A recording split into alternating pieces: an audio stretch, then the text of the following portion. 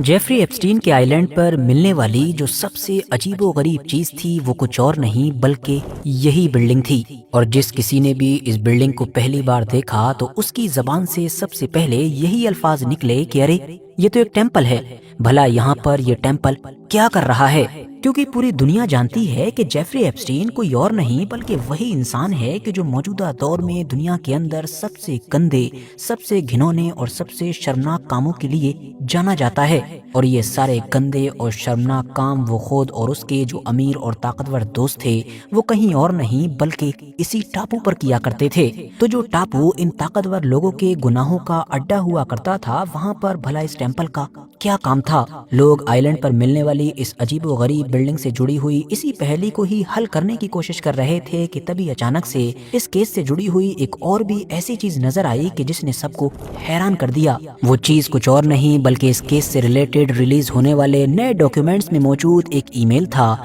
जो Jeffrey Epstein की तरफ से जेपी मॉर्गन को किया जा रहा था। और उसमें जेपी मॉर्गन से $11,438 एक अकाउंट में सेंड करने की रिक्वेस्ट की जा रही थी। और जानते हैं कि उस ईमेल के फोटो में बैंक अकाउंट के नेम की जगह पर क्या चीज लिखी हुई नजर आ रही है। उसमें लिखा हुआ नजर आ रहा है बाल। जी हाँ, इतिहास में पाया जाने वाला कुछ लोगों का एक बहुत ही मशहूर गॉड कि जिसको आमतौर पर एक शैतानी खुदा भी कहा जाता है। इस बाल का किसी दौर में हमारी इस दुनिया के अंदर कितना गहरा असर हुआ करता था, इस बात का अंदाजा बस आप इसी बात से लगा सकते हैं कि इतिहास की बड़ी बड़ी किताबें तो छोड़िए बल्कि इस बाल का जिक्र आपको बाइबल और हाँ इस्लाम के कुरान के अंदर भी मिल जाएगा। यही वजह है कि जैसे ही ये तस्वीर वायरल होना शुरू हुई वैसे ही लोगों ने अब सोशल मीडिया के ऊपर इस बात पर डिस्कशन भी शुरू कर दिया कि भाई जेफरी एप्स्टीन ने अपने एक बैंक अकाउंट का नाम बाल क्यों रखा था। सिर्फ इतना ही नहीं बल्कि अब तो लोगों ने आइलैंड के ऊपर मिलने वाली वो जो टेम्पल नुमा अजीबोगरीब बिल्डिंग थी उसको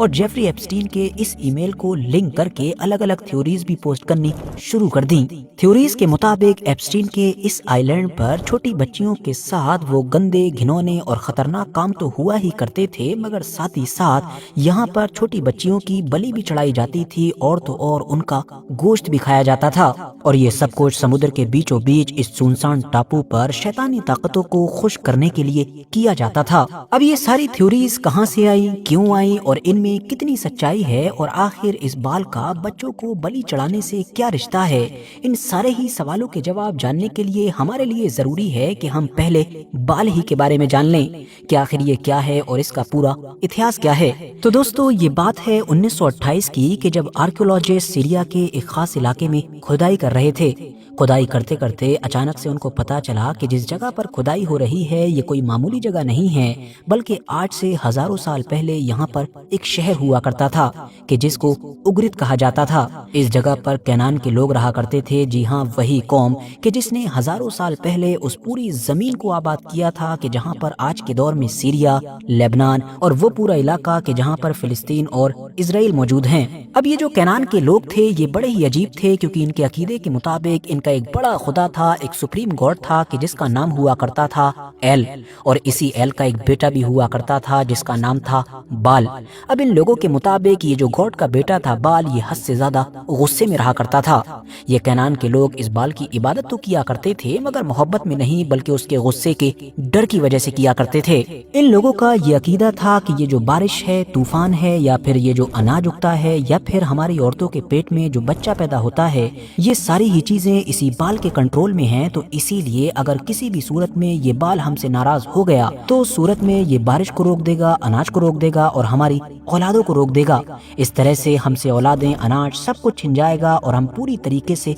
बर्बाद हो जाएंगे। बस इसी डर की वजह से ही ये हमेशा बाल की इबादत करते रहते थे और उसको खुश रखने की हर मुमकिन कोशिश करते थे। माना जाता है कि उस दौर में बाल को खुश करने के लिए बच्चों की बलि चढ़ाना बहुत आम बात हो गई थी। कल्चर ये बन गया था कि जिस घर में भी अब पहला बच्चा पैदा हुआ करता था तो बाल को खुश करने के लिए उस बच्चे की कुर्बानी दे दी जाती थी। और बाल नाम के इस गॉड की इबादत عبادت بھی صرف اسی علاقے میں ہی نہیں ہوا کرتی تھی، بلکہ وقت کے ساتھ جیسے جیسے ان لوگوں کا کلچر آس پاس کے علاقوں میں پھیلا، ویسے ویسے بال نام کے اس گاڈ کا اثر بھی پھیلتا چلا گیا۔ کچھ ہسٹوریکل ایویڈنسز بتاتے ہیں کہ 1400 عیسیٰ پورو میں، مطلب کہ حضرت عیسیٰ علیہ السلام سے لگ بھگ 1400 سال پہلے، مصر کے اندر بھی بال نام کے اس گاڈ کی عبادت بہت زیادہ کامن ہو گئی تھی۔ اب بال کی عبادت کرنے والے ان لوگوں کی طرف خدا کے کون سے پیغمبر کو بھیجا گیا تھا اور ان کے ساتھ ان لوگوں نے کیا سلوک کیا تھا، ویسے تو یہ بھی اپنے آپ میں ایک بڑا ٹاپک ہے، مگر آج بس آپ اتنا سمجھ لیجئے کہ قرآن اور بائبل دونوں میں ہی اس بال کا ذکر موجود ہے۔ قرآن کے اندر اللہ فرماتا ہے، کیا تم بال کو پکارتے ہو اور بہترین خالق کو چھوڑتے ہو؟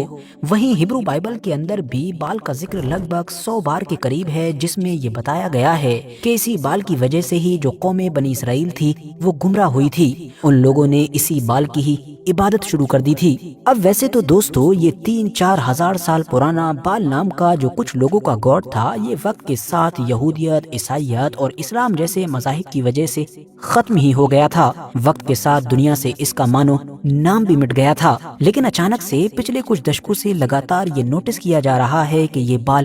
واپس آ رہا ہے، اور اس کے نام کو اس دنیا میں واپس لانے میں سب سے بڑا کردار ادا کیا جا رہا ہے ہالی ووڈ اینڈ پاپ کلچر کی طرف سے۔ ہارر مطلب کہ بھوت والی موویز ہوں، supernatural T V shows ہوں، ویڈیو گیمز ہوں، یا اس کے علاوہ اور بھی بہت ساری فکشنل چیزیں ہوں، ان سبھی میں الگ الگ طریقے سے بال کا نام یا بال کی تصویر یا بال کا کسی بھی طریقے کا کریکٹر نظر آنے لگا ہے۔ کئی بار دنیا کے کئی بڑے بڑے لائیو شوز کے اسٹیجز پر، اب وہ چاہیں میوزک کے شوز ہوں یا پھر ڈانس کے ہوں یا باقی چیزوں کے ہوں، ایسے اسٹیچوز نظر آ چکے ہیں کہ جن کو لے کر یہ دعویٰ کیا گیا کہ یہ بال سے جڑے ہوئے ہیں۔ اب وہ بال کہ جس کو یہودیوں، عیسائیوں اور مسلمانوں تینوں ہی مذاہب کے یہاں پر ایک شیطانی طاقت کے طور پر دیکھا جاتا ہے، اس کا اچانک سے ہزاروں سال بعد ہماری دنیا میں واپس آ جانا اور پھر دنیا کے مشہور اور اثردار لوگوں کا اس طرح سے اس کو لگاتار پروموٹ کرنا کئی سوالوں کو جنم دینے لگا۔ میڈیا اور سوشل میڈیا پر اس معاملے کو لے کر الگ الگ طرح کی سچی اور جھوٹی بہت ساری تھیوریز بھی آنے لگیں،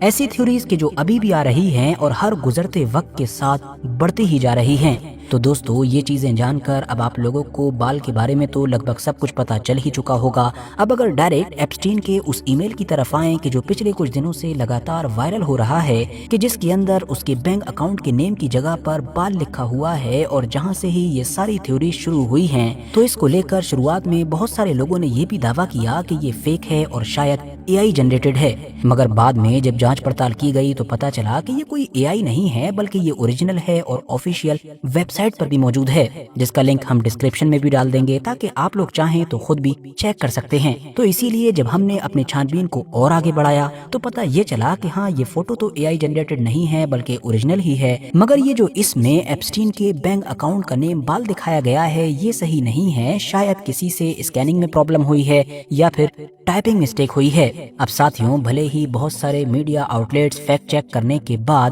یہ دعویٰ کر رہے ہوں کہ یہ چیز صحیح نہیں ہے بلکہ یہ اسکیننگ ایرر ہے یا پھر ٹائپنگ مسٹیک ہے، مگر پھر بھی یہ سوال تو باقی ہی رہتا ہے کہ آخر اس آئی لینڈ کے اوپر ٹیمپل سی دکھنے والی یہ بلڈنگ کیا کر رہی تھی، اس کے اندر کیا کیا چیزیں موجود تھیں، اس کا کس طریقے سے استعمال کیا جاتا تھا یا پھر یہاں پر کیا کچھ ہوتا تھا۔ یہ وہ سوال ہے کہ جس کا جواب صرف ہم ہی نہیں شاید پوری دنیا ڈھونڈ رہی ہے۔ باقی دوستو آخر میں اس پورے معاملے پر آپ لوگوں کی کیا قیمتی رائے ہے کامنٹس باکس میں بتا سکتے ہیں۔